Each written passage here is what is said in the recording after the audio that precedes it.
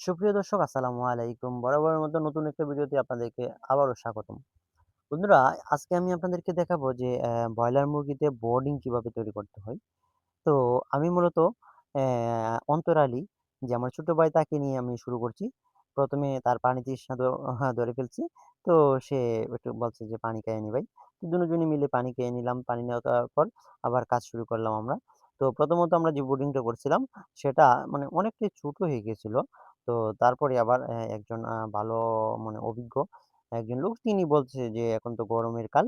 তো আপনারা বোর্ডিংটা আরেকটু বড় করতে পারেন। বড় করলে ভালো হয় আরকি।" তো আমরা কি করলাম ওই আ অভিজ্ঞ ব্যক্তির কথা শুনে অবশ্যই আমরা কি করলাম আরেকটু বড় করলাম। বড় করার জন্য ১ম এ আমরা আ রাউন্ড করে প্রায় ৬০ ইঞ্চি মেপে মানে রাউন্ড করে নিলাম। রাউন্ড করার পর দাগের উপর সোজা করে আমরা কি করলাম বসিয়ে নিলাম।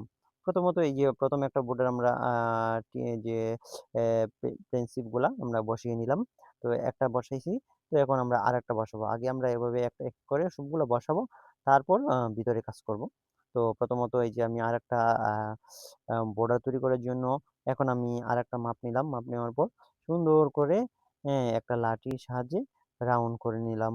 রাউন্ড করার পর এখন আমি এই যে দাগের উপরে আমার যে পেন্সিলটা সেটা আমি বসিয়ে দিব আরকি। তো আমাকে হেল্প করার জন্য অন্তরালী সে আমাকে অনেক হেল্প করতেছে। তো আমি এভাবে সুন্দর করে সবগুলা বসিয়ে দিলাম।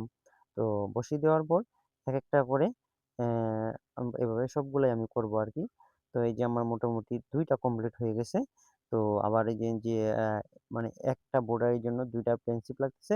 এজন্য আমি এই যে জয়েন্ট গুলাতে আমি খুঁটি মানে দিয়ে দিলাম আরকি। যাতে এগুলা নড়াচড়া না করে অথবা পড়ে না যায়। সেজন্য আমি খুঁটি দিয়ে দিলাম। তো এই যে আমি এখন ৩য় বোর্ডারটা আমি মূলত ৪ টা বোর্ডার তৈরি করব আরকি।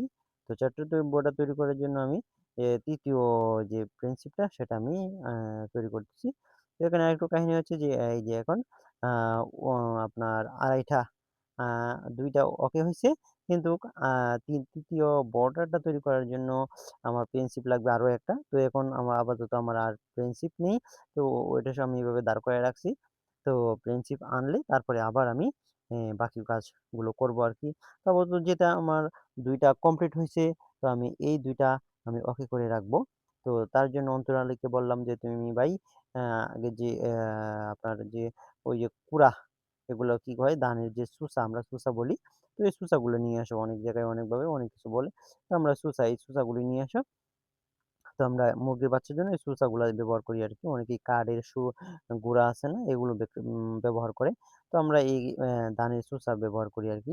তো এগুলা অন্তরালী ডাললো আর আমি সুন্দর করে ঝাড়ু দিয়ে এক সমান করে বসিয়ে দিলাম আরকি। তো এগুলোর উপরে আবার পেপার বসবে। এজন্য সুন্দর করে লেবেল করে দিলাম ঝাড়ু দিয়ে। যাতে করে পেপারটা সমানভাবে বসে। তো আজকের ভিডিওটা এই পর্যন্তই। সবাই ভালো থাকবেন। আসসালামু আলাইকুম।